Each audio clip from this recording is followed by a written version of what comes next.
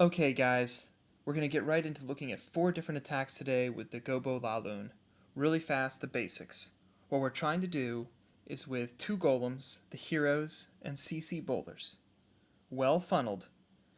We're trying to get the queen, the CC, and ideally 3 air defenses dead. We'd like to have a spell left over, either 2 hastes or a rage left over for the La Lune component that will come at the end of this raid, which at the end of the attack, which will hopefully be for the 1 remaining AD. Now this base that we're looking at now does not, to my eyes, look to be a very good candidate for the Gobo La Lune. The air defenses are spread out to the point that the queen's not really close to 3 of them. I'd love to try to get 3 plus the queen somewhat easily. The one thing it does have going for it, though, is there's a lot of external defenses and an expo on the far right that's not going to be doing too much damage early on. And Golden Armada here is just an absolute beast. He's going to bring 2 jumps for his kill squad along with the rage and the heal. Normally it's 1 jump, a rage, and a heal, but we're going to see how he does what he does. He's going to make an entry point here from 8 o'clock, 7 o'clock, 8 o'clock, and I want you to note the patience that he starts off with this. This is what I keep working on. This is what I often mess up, because this is all about the funnel. And look at him. His golem's under a little bit of fire, not much. Another golem under fire, not much. And he's just taking his time. His queen clears out an entire compartment. His baby dragon up top is doing work. And now, finally, he releases the bowlers. The funnel is so important on these things. Poison down, jump down. Normally you see some wall breakers, but he's doing a double jump, so he's not going to need the wall breakers for this attack. 1 poison down. I think maybe both could have gone down there. And now we're just charging in. 2nd jump down, trying to guide those golems to their next location. Queen gets 1 AD. That was one of the easy ones. She hops back in, and the charge continues. The rage is down. I expect the heal to go down shortly thereafter. Yep, there it is. Another AD down. You can see they're charging through the bow. Look how much of this base they're just taking out on the way there. And now the bowlers are coming over, the queen is coming over, and he started the La Lune. He did not wait too long to start the La Lune at all. Defenses are distracted. The lava hounds are coming in, 2 hounds for 1 AD. The loons are spread out, nice and circular, nice and slow. It looks painless. It looks good behind those lava hounds. Those lava hounds are soaking up the mines. Maybe he got a little ahead of himself on the loons up top. And smashed base. How much of that base did that kill squad take out? So impressive. How much damage you can do with 2 heroes, 2 golems, a rage and a heal, and a jump. In this case, 2 jumps on this base. And it is all wrapped up. So that was not a base that I would have looked at and said, oh, let's go Gobo La Lune that. But it worked out quite nicely for him.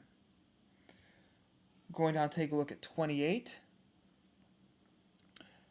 This one, the attack's coming from 9 o'clock directly. Again, not a wonderful base, but I mean this one's pretty good for my sense, because if I can get into that middle compartment with the CC, I've gone through 2 air defenses. I'm coming from 9. If I can get into that middle compartment, that means I've gone through 2 air defenses. I'm gonna have a real clear shot at the 3rd air defense and that 2nd sweeper as well. So this looks like a good strat for this base. And Chemist here is doing his thing. Poison down for the CC. Here we go. Again, notice the patience. Now come the wall breakers. First test wall breaker, then the rest of them dodging mortar fire along the way. That wizard tower down there at 8:30 went out. I think that was a key. I think that's what he was waiting for. Jump down at the bottom of that compartment, and that's just going to force everything to walk right on down. Early rage, I imagine a poison for the queen coming down. Yep, there it is. We're going down. Those bowlers are going to swing back. Notice that the queen is walking. Even with the patience on the funnel. Still wasn't quite good enough to get the queen in there. So that's not good news. But those bowlers, man, OP. Got a surprise Tesla farm up. That's actually good news. And with the queen not heading in, it was a little closer than it might have been. He ends up spending a 4th spell on the kill squad. Nothing left for the La Lune portion, so the La Lune's going in naked. And again, he's starting it as soon as he realizes he's only going to have 1 AD left to deal with. Hound in, Loon's behind. Those bowlers do take care of that last AD. Even if they didn't, I think he would have possibly been okay if he had not spent the heal. If he had saved a heal, I think he still would have been okay, even if that 4th AD hadn't gone down. So it's just giving that kill squad a lot of love. It reminds me a lot of the old max attack, except you get to bring bowlers with the max attack now, and instead of whatever else you used to send along with the kill squad. And then oftentimes a naked La Lune on the end, or a couple haste for the La Lune is often nice as well. Both the first two examples were a little atypical in that we saw 4 major spells deployed for the kill squad and nothing for the La Lune at the end. But see how much the base the kill squad wasn't able to take out, and he doesn't even have a popped. His second hound never even pops on this one. I think he definitely was going to be okay, even if the other AD had not gone down. Continuing to rapid fire through these bases. My man Nightcrawler here doing his thing. So, I don't recall where he heads in. I think he heads in from just after 6 o'clock. I think he's heading from like 7 o'clock. And I think he's going to come in and try to take out the Queen, Archer Tower in the middle. Let's see where he comes in from. Yep. Okay, so closer to 7 o'clock. So again, he looks at this base, and in this base, I mean, if you can get bowlers into this core, if you get bowlers into that core, raged up, you're going to get all 4. If I'm hitting this base, I'm not even bringing 2 lavas. I'm going to bring 1 lava, because I'm going to plan on my kill squad getting all 4 of those ADs. Now, the one thing here, I looked at this attack, the one thing I did not like about this attack, so not standard, but just something I didn't prefer, is he didn't bring any wall breakers at all, and just a single jump. I would have preferred to be wall breaking in to this section over here so that I could then jump right into the core. And when I jump into the core, like I said, jumped into the core, raged up, that's game over. That's game over. I'm going to get all 4 ADs from there. But he skipped the wall breakers, went with a single jump, so he's going to be limiting how many of those ADs his strike force is going to get. That's the only critical thing I have to say. From there, amazing funnel, as we've seen so far. Double baby dragon, creating a nice wide funnel. Bowlers have nowhere to go but in. Jump coming down there. Poison on the Queen. People here have been very willing to let enemy queens, enemy heroes, tee off on your golems as long as they're under poison.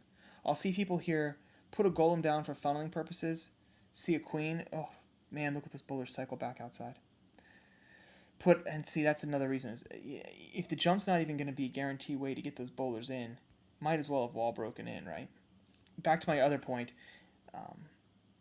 when setting a funnel, whether it's for a Gobo La Lune or anything else, a Valk attack, a stoned Goho, or rather a stoned Hobo attack, whatever it is, if there's a hero bashing at one of your golems, it's okay as long as it's under rage. That's been done many times over. So now it looks like we're only going to get, yep, so the Queen steps up, she steps up and around, and she is going to manage to get that 3rd AD. It was a little bit closer than anybody wanted. Up here, we have a rage left for those loons, and we're going to end up here with a swag heal at the end of this thing with nothing to even do with it. Yet another reason I would have been quite happy to devote that to the kill squad, because it wasn't going to be needed for the La Lune portion here. And just an absolute stomping of a beast. Beautiful La Lune, saving some backside loons for that wizard tower at the end. Nice deployment.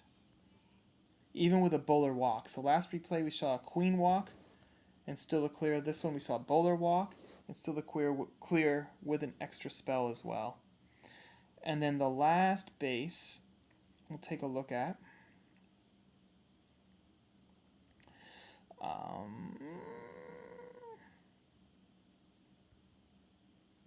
I don't remember where this one starts at.